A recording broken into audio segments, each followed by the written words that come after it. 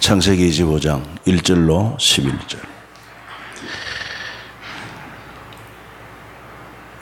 처음 오신 분들은 성경을 찾아봐야 될 거예요. 아브라함이 후처를 맞이하였으니 그의 이름은 그두라라.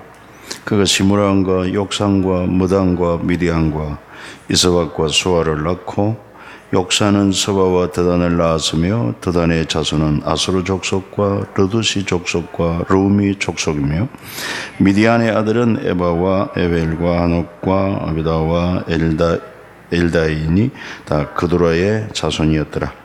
아브라함이 이삭에게 자기의 모든 소유를 주었고 자기 서자들에게도 재산을 주어 자기 생전에 그들로 하여금 자기 아들 이삭을 떠나 동방 곧 동쪽 땅으로 가게 하였더라.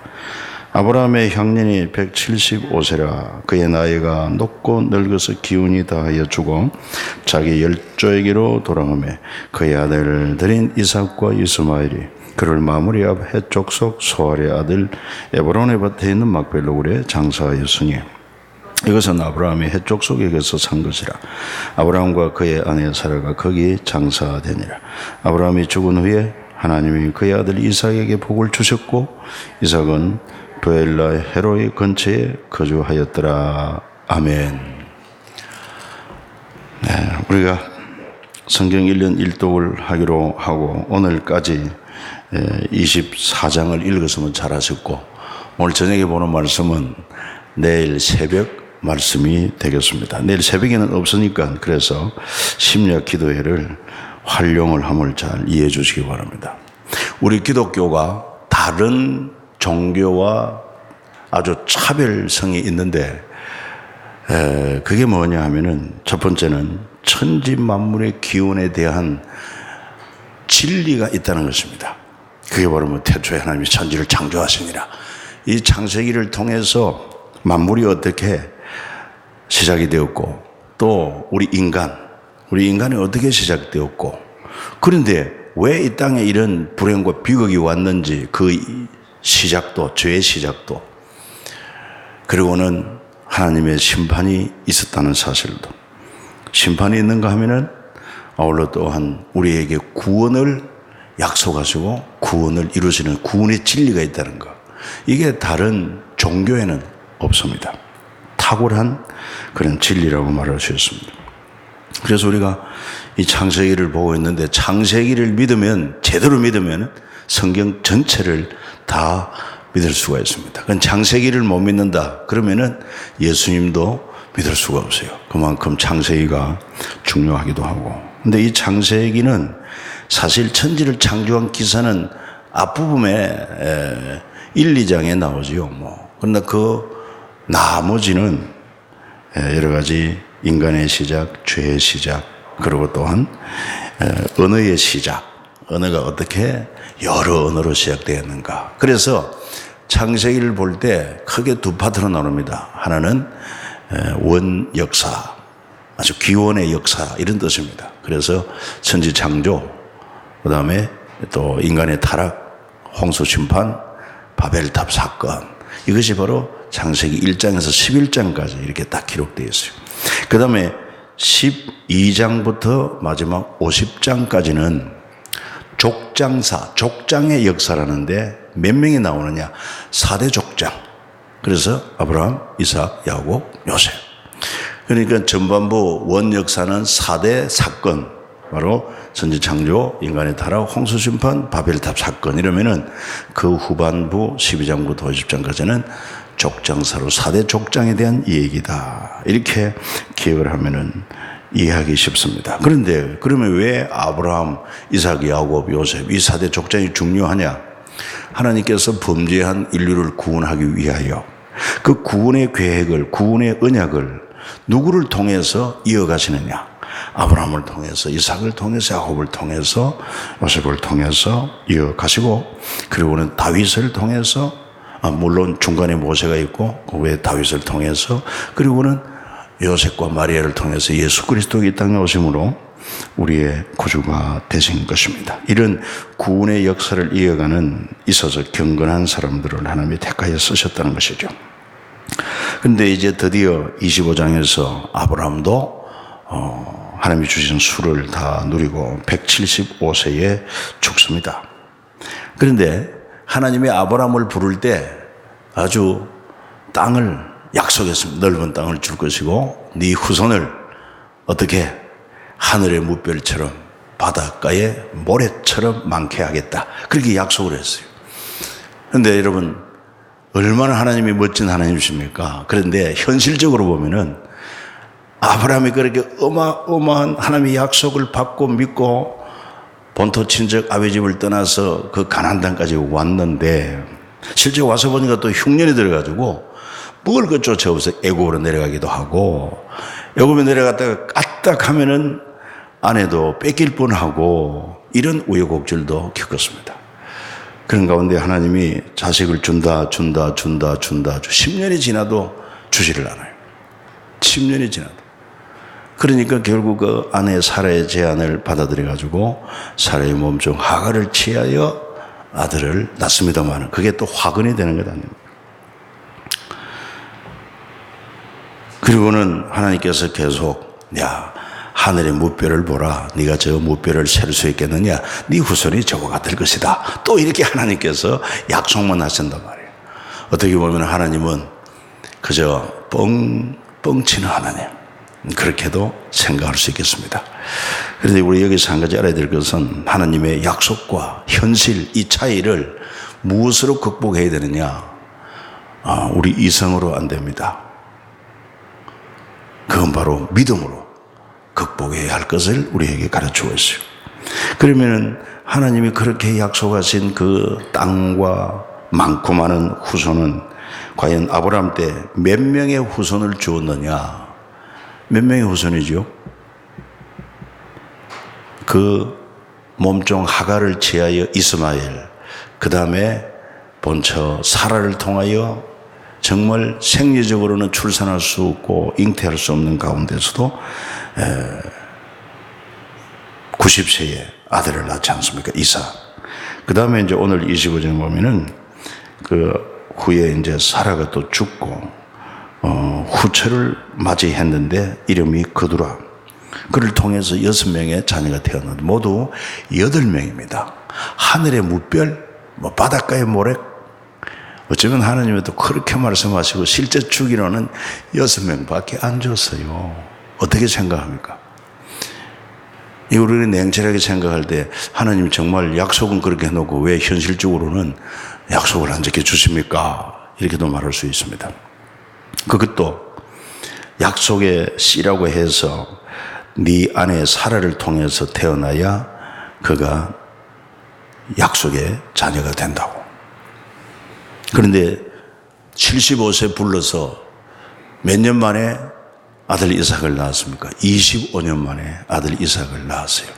여러분 자녀 놓다가 25년 기다린 사람 손들어봐요. 아무도 없어요. 우리는 뭐 별로 그렇게 유명하지 않음에도 불구하고 뭐 시고 장가 가서 1년 되니까 다 아들 놓고 딸 놓고 잘 살고 있잖아요. 그런데 어떻게 해서 하나님이 이렇게 아브라함에게 그렇게 언약을 하고 짐승을 쪼개놓고 그 사이로 지나가면서 약속을 지키지 않으면 이 짐승처럼 죽임 당해도 좋다고 그걸 보여주면서도 어떻게 하나님은 그렇게 하시느냐 이 말이에요. 그뿐만 아닙니다.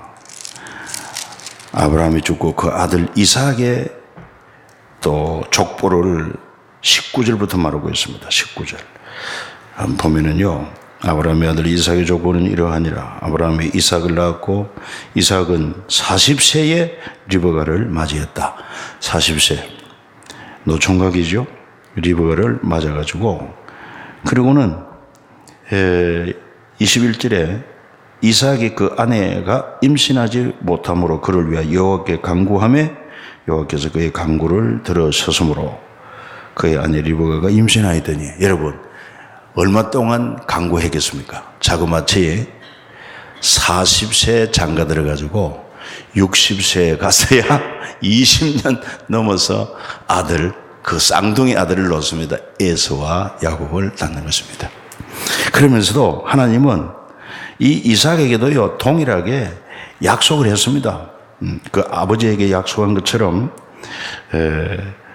이 땅을 네게 줄 것이고 네 후손을 셀 수 없도록 많은 자손을 네게서 나오게 하고 이렇게 약속을 했습니다마는 실제적으로는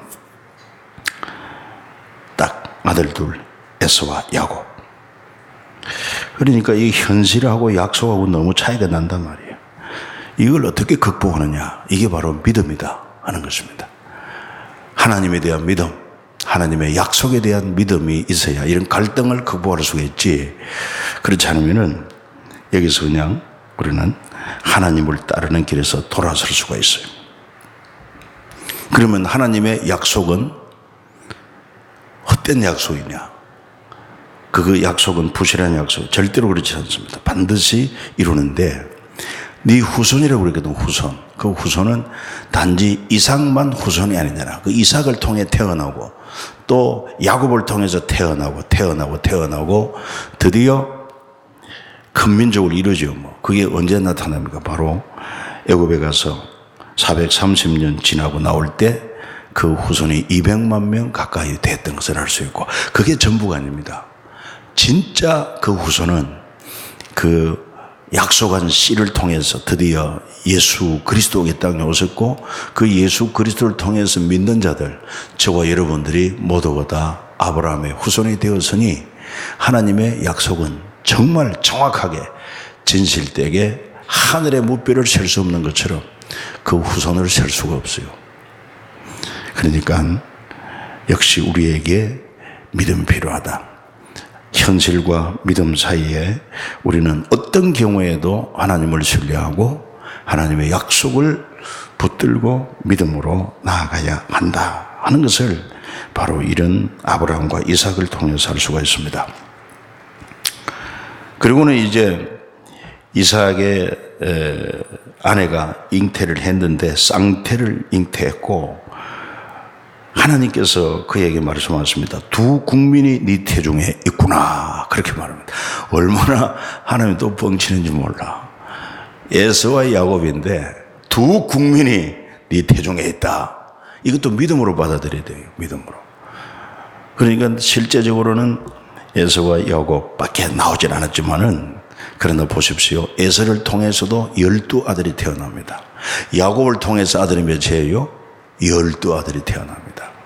그래가지고 그 후손들이 또한 큰 민족을 이루게 되는 거. 하나님이 그대로 약속하시고 그대로 이루고 갔습니다. 그러니까 우리 좁은 생각 가지고 함부로 하나님 말씀에 대해서 판단하지 말고 낙심하지 말고, 천지를 창조하신 하나님이다, 우리를 하나님의 형상으로 만드셨다 하는 것을 확신하고 여러분 철저하게 하나님과 그 약속을 믿고 또 따라가는 우리 모두가 되기를 예수 이름으로 축복합니다. 그리고는 이제 26장에 가서 보면은 아브라함 때 흉년이 들었더니 또 그 땅에 흉년이 들었다 그랬습니다. 그래서 마므레, 다시 말해서 헤브론에 살다가 흉년이 드니까 또 서쪽으로 지중해 쪽으로 나아가서 그랄 땅에 가서 곡식을 구하러 간 거죠. 근데 2절에 보니까 26장 2절에 보니까 여호와께서 이삭에게 나타나 이르시되 애굽으로 내려가지 말고 내가 네게 지시하는 땅에 거주하라. 그 다음에 3절부터 5절까지 한번 읽습니다. 이 땅에 거류하면 내가 너와 함께 있어 네게 복을 주고 내가 이 모든 땅을 너와 네 자손에게 주리라. 내가 네 아버지 아브라함에게 맹세한 것을 이루어 네 자손을 하늘의 별과 같이 번성하게 하며 이 모든 땅을 네 자손에게 주리니 네 자손으로 말미암아 천한 만민이 복을 받으리라. 이는 아브라함이 내 말을 순종하고 내 명령과 내 계명과 내 율례와 내 법도를 지켰음이라 하시니라. 그랬습니다. 그래서 아브라함에게 약속하셨고 그 아브라함도 하나님을 전적으로 신뢰하여 하나님 말씀을 따라가고 심지어는 자기 독자 이삭을 바치러 갈 때에도 순종함으로 하나님께서 그 믿음을 인정하신 것을 볼 수가 있습니다. 그래서 이삭도 사실은 사람이기 때문에 좀 연약하고 흔들립니다만 그때마다 하나님이 말씀으로 나타나셔서 말씀을 주심으로 믿음을 견고케 하는 것을 볼 수 있어요.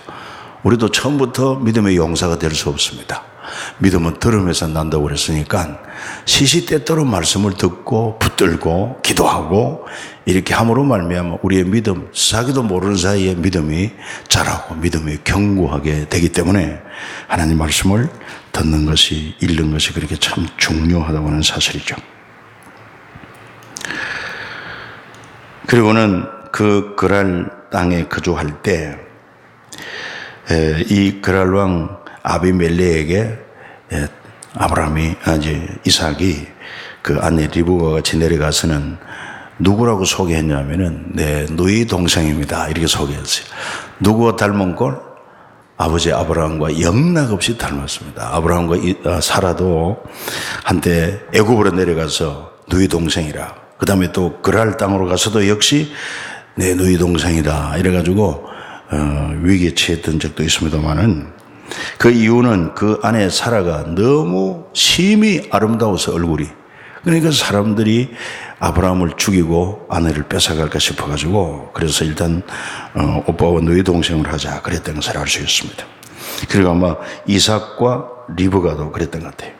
그래서 7절에 보니까 그곳 사람들이 그 아내에 대하여 물음에 그가 말하기를 그는 내 누이라 하여서 리브가는 보기에 아리따움으로 그곳 백성이 리브가로 말미암아 자기를 죽일까 하여 그는 내 아내라 하기를 두려워하였더라 그랬습니다. 그런데 하루는 그곳에 오래 거주하면서 이삭의 정체가 드러납니다. 그게 뭐냐면 8절에 이삭이 그 아내 리브가를 껴안은 것을 블레셋 왕 아비멜렉의 창으로 내다보았습니다. 그래서 호출을 했습니다. 이실직고 하랬다.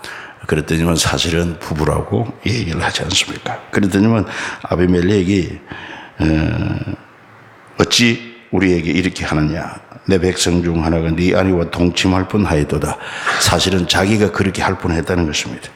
그래서 아비멜렉이 모든 백성에게 명하기를 이 사람이나 그 아내를 범하는 자는 다 죽이겠다 이렇게 이제 선포함으로 안전을 보장하지요.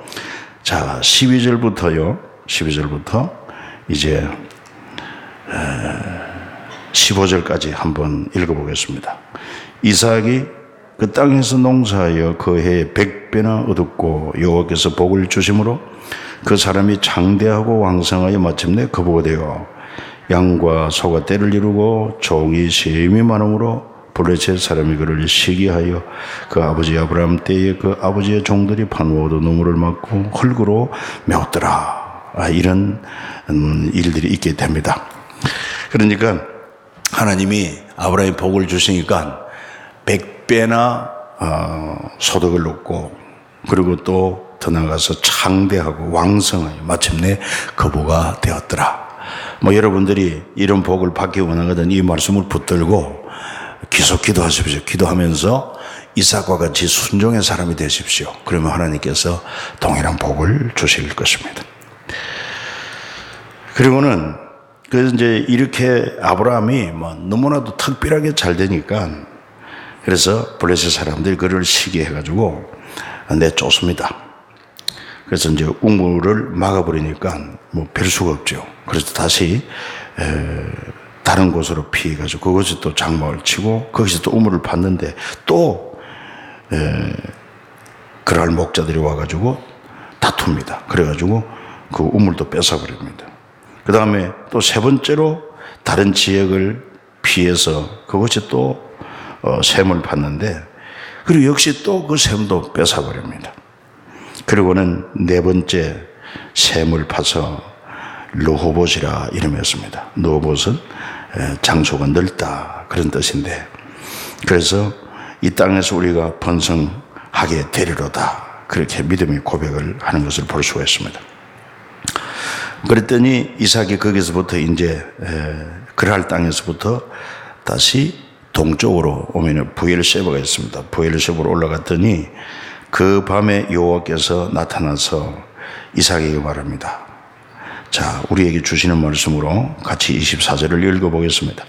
그 밤에 여호와께서 그에게 나타나 이르시되 나는 네 아버지 아브라함의 하나님이 두려워하지 말라. 내 종 아브라함을 위하여 내가 너와 함께해서 네게 복을 주어 네 자손이 번성하게 하리라 하신지라 그랬습니다. 그러니까 그곳에 하나님 만난 곳에 제단을 쌓고 하나님 앞에 또 이름을 부르고 찬양하고 그곳에 또 우물을 받더라 그랬습니다. 그러니까 26장에 보면은 이삭은 가는 곳마다 우물을 받고 또 샘을 얻고 했던 것을 볼 수가 있습니다. 그만큼 중동 지역의 샘은 곧 생명과 직결됩니다. 물이 없으면은 그 족속이 그 땅에 거할 수가 없어요. 그러니까 하나님은 아브라함과 함께함으로 어디를 가든지 파면은 물이 나오는 그런 큰 은혜를 주셨다. 이제 예수 그리스도가 우리의 영원한 생수가 되어가지고 어떤 환경, 어떤 형편에서든지 예수 그리스도 안에 있으면은 결코 목마름이 없는 그런 은혜, 만족함을 주신다는 것도 우리가 알 수가 있지 않습니까? 그러면서 그 후에 이제 블레셋 왕 아비멜렉이 군대 장관 이끌고 그랄에서부터 이색에게로 옵니다. 긴장이 되죠. 저 군대 장관까지 데려왔으니까 또 한판 싸움이 벌어질려나 그렇게 좀 두려움도 있었습니다만은 그들이 와서 고백합니다. 28절 그들이 이르되 여호와께서 너와 함께 계심을 우리가 분명히 보았으므로 우리 사이 곧 우리와 너 사이 맹세하여 너와 계약을 맺으리라 그렇게 대답을 합니다. 얼마나 반가운 소식입니까? 여호와께서 너와 함께 계심을 우리가 분명히 보았다. 여러분, 그들이 하나님을 어떻게 알 수 있습니까? 그들은 하나님을 볼 수 없습니다. 하나님 모릅니다. 누굴 통해서 하나님 보게 되느냐? 바로 아브라함을 통해서 하나님을 보게 된 것입니다. 아브라함이 하나님을 경외하고 제단을 쌓고 하나님 이름을 부르고 경배하는 것. 그리고 또 뿐만 아니라 하나님께서 그와 함께함으로 많은 소득을 주시고 또 번창하고 왕성하게 하시고 거부가 되게 하세요. 그뿐만 아니라 이것 때문에 블레셋 사람들이 블레셋 목자들이 그를 시기하고 가는 곳마다 또 방해하고 쫓아내고 방해하고 쫓아내고 해도 싸우지 아니하고 양보하고 또 피하여가고 또 양보하고 3번이나 여러분 쫓겨가는 양보하고 쫓겨가는 이런 과정을 통해서 다 보는 것입니다. 여러분 하나님이 오케이 할 때까지 인내하시고 믿음으로 양보하시고 믿음의 길을 갈 수 있기를 바랍니다. 이건 도무지 참을 수가 없어. 이럴 수가 없어. 그렇게 그 악을 악으로 갚지 말고 악을 선으로 이기게 될 때 그들이 이제 때가 되면은 고개를 숙이게 된다는 것입니다. 그래서 하나님께서 너와 함께함을 우리가 보았다. 너는 여호와께 복을 받은 자다. 29절에. 그래가지고 화해하자는 것입니다. 이삭이 얼마나 반가운 소식, 기꺼이 그들의 그동안의 행위를 다 용서하고 잔치를 베풀어서 그들을 접대하고 돌려보냅니다. 그리고 그곳에서 또 물을 얻었다 해서 이름을 세바라, 그 성 이름이 오늘까지 부엘 세바라 이렇게 이름 되어진 것을 알 수가 있습니다.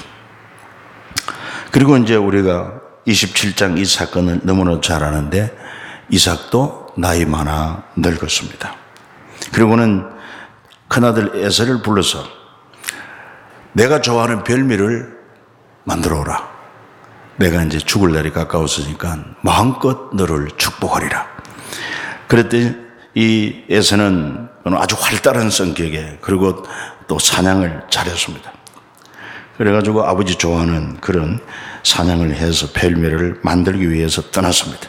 그런데 그 장막에서 이삭의 아내 리브가가 이 사실을 알고는 야곱을 조용히 부릅니다. 그래가지고 엄마가 시키는 대로 하라고. 너는 빨리 가서 어린 염소를 잡아오라. 살찐 좋은 염소를 2마리를 잡아오라.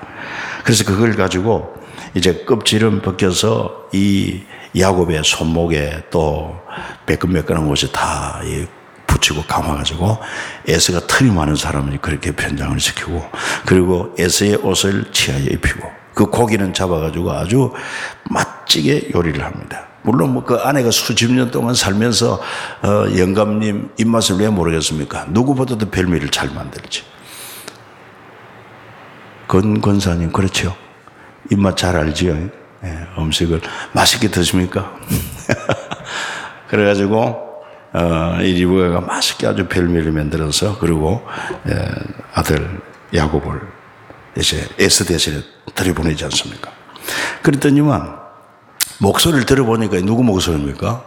이 가냘픈 야곱 목소리인데 그 수상타 냄새는 지금 에서 냄새가 나고 어디 한번 가까이 오라 이래가지고 만져보고 눈이 어두우니까 만져보고 해보니까 이 분명히 털도 있고 옷은 에서 옷이고 한데 목소리는 야곱의 목소리다 이렇게 하면서도 그 별미를 맛있게 먹고는 축복을 하게 됩니다. 여러분 뭘 알 수 있느냐? 하나님이 복을 주시기로 한 사람은 사람이 아무리 애를 쓰고 방해를 해도 그 하나님이 주시는 복을 막을 수 없어요. 사람이 막을 수 없어요. 하나님께서 여러분들에게 약속하신 그 복이 이런 복이 되기를 축복합니다. 어떤 경우에도 하나님이 주시는 그 복을 가로막을 자가 없고 뺏을 자가 없다고 하는 것을 알 수 있잖아요. 그래가지고 복을 비는데 어떤 복을 하십니까? 본문에 보면은요,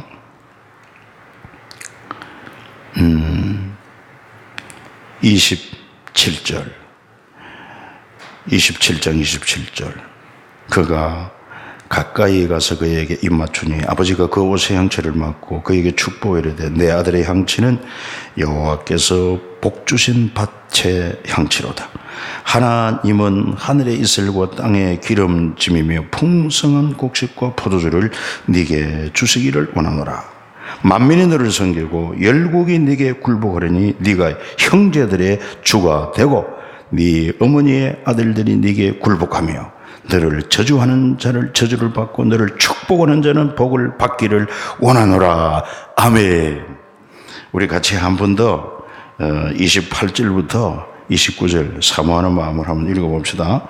하나님은 하늘의 이슬과 땅의 기름짐이며 풍성한 곡식과 포도주를 네게 주시기를 원하노라. 만민이 너를 섬기고 열국이 네게 굴복하리니 네가 형제들의 주가 되고 네 어머니의 아들들이 네게 굴복하며 너를 저주하는 자는 저주를 받고 너를 축복하는 자는 복을 받기를 원하노라. 아멘. 정말 야곱이 장자가 받을 복을 축복을 받습니다.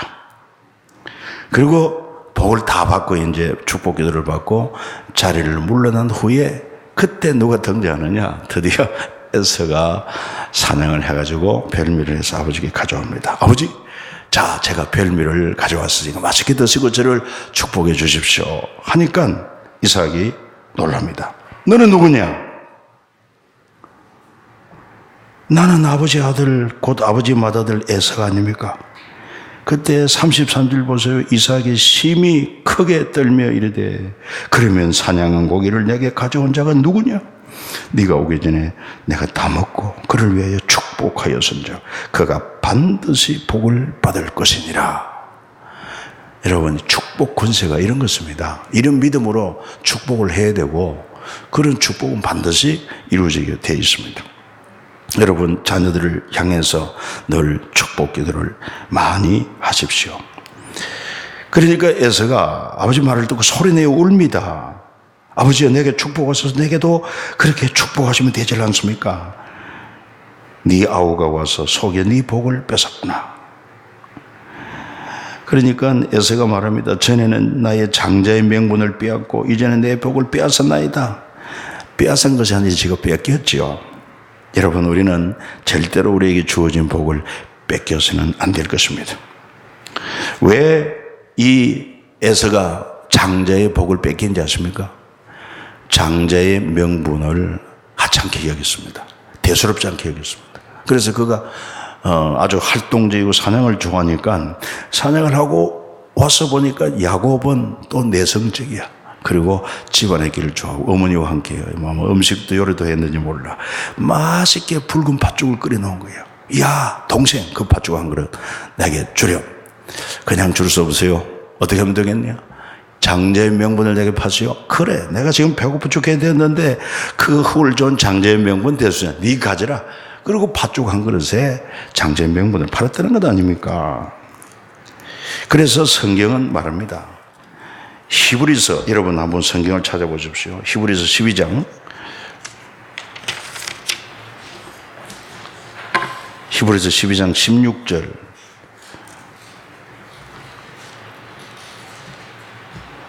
그러니까 이 벌써 창세기에 있었던 말씀을 히브리서 기자가 성경을 통해서 알고 아주 중요한 내용이기 때문에 언급하고 있는 것을 알 수가 있습니다. 마치 누가복음에 가면은 우리가 지금 창세기에서 배웠던 것처럼 소돔 고모라 하나님께 유황불로 심판하실 때 그 롯의 가족 그리고 롯의 아내 롯의 두 딸 그 소돔성을 피하여 나오면서 절대로 뒤돌아보지 마라. 그래서는 불구하고 롯 자체가 뒤돌아보다가 소금 기둥이 됐지 않습니까? 그래서 누가복음 17장 23절에 보면 롯의 철을 기억하라 이렇게 말씀합니다. 굉장히 중요한 사건이라는 거예요. 마찬가지 이 에서가 말이요 장자의 명분을 팥죽 한 그릇 판 것을 하나님은 다음에 성경을 기록하는 기자를 통해서 뭐라고 표현하느냐 하는 것을 여러분들이 한번 12장 16절을 통해서 한번 읽어보겠습니다. 음행하는 자와 혹 한 그릇을 음식을 위하여 장자의 명분을 판 에서와 같이 망령된 자가 없도록 살피라. 음행하는 자 또 혹 한 그릇 음식을 위하여 장자의 명분을 판 에서와 같이 망령된 자가 없도록 살피라.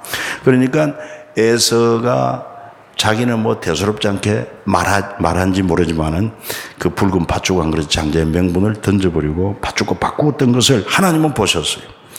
너는 망령된 자로다.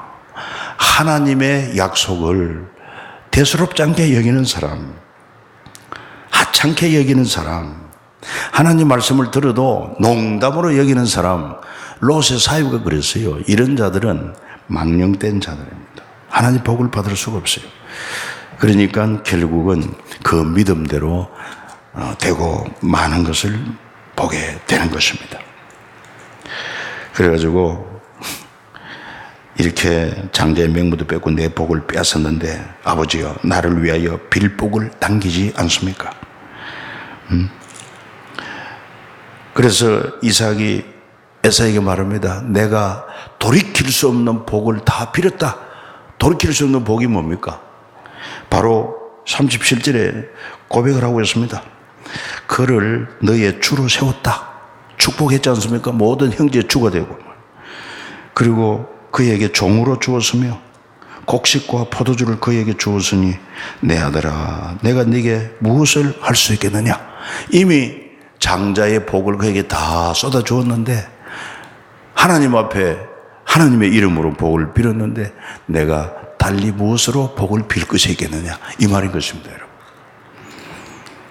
그래서 하다 예언을 하니까 별거 없는 기도라도 해줍니다. 39절부터 보면은 네 주소는 땅의 기름짐에서 몰고 내리는 하늘 이슬에서 몰 것이며 너는 칼을 믿고 생활하였고 네 아우를 섬길 것이며 네가 매임을 벗을 때에는 그 멍에를 네 목에서 떨쳐버리리라.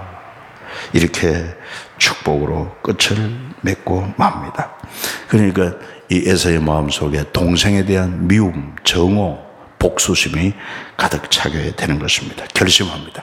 아버지가 나이 많아 늙었고 아버지 돌아가시면은 내가 야곱을 죽이리라. 그러니까 어미가 또 그걸 알고 야곱을 불러서 자기 오라비 저 밧단 아람 하란에 있는 오라비 라반에게로 잠시 피하러 갑니다. 네 형의 노가 풀리기까지 몇 날 동안 그곳에 가서 있어라 그랬는데 몇 날이 아니라 20년 세월이 지나서야 돌아오게 되는 것을 알 수가 있습니다. 여러분 이렇게 해서 이제 내일 읽을 말씀은 끝났는데 정말 우리가 하나님 말씀을 소홀히 여기면 안 됩니다. 하나님 말씀을 진리로 알고 생명으로 알고 복으로 알고 지혜로 알고 사랑해야 되고 그래서 어떻게 하든지 성경을 이렇게 좀 연속적으로 연관성 있게 좀 읽어 나가기를 바라고 여러분들이 우리 이제 제가 말씀을 전가하고 나면은 영상을 찍어가지고 영상이 올라가는데 이 성경을 읽다 보니까 얼굴이 제대로 안 나와서 조금 불편합니다만은 들을 수 있으면 좋고요. 그 외에 매일같이 자료를 올립니다. 자료. 이 자료를 이렇게 3장 같으면은 그거를 뭐 약 한 페이지 정도 요약을 해가지고 핵심만 하고 나머지 또 묵상할 내용들을 이렇게 메모해서 또 참고 자료 지도라든지 이런 것을 이제 올려놨는데 그걸 보면서 먼저 여러분 자신이 그 본문을 이 얘기로 자기 얘기 이 얘기를 한번 해보십시오. 그리고는 그게 숙달이 되면 이제 그 이 얘기를 자녀들에게 이 얘기할 수 있어야 됩니다. 그래서 이 얘기를 재미있게 그렇게 하면은 아이들이 성경으로 끌려 들어옵니다. 말씀을 먹일 수가 있어요.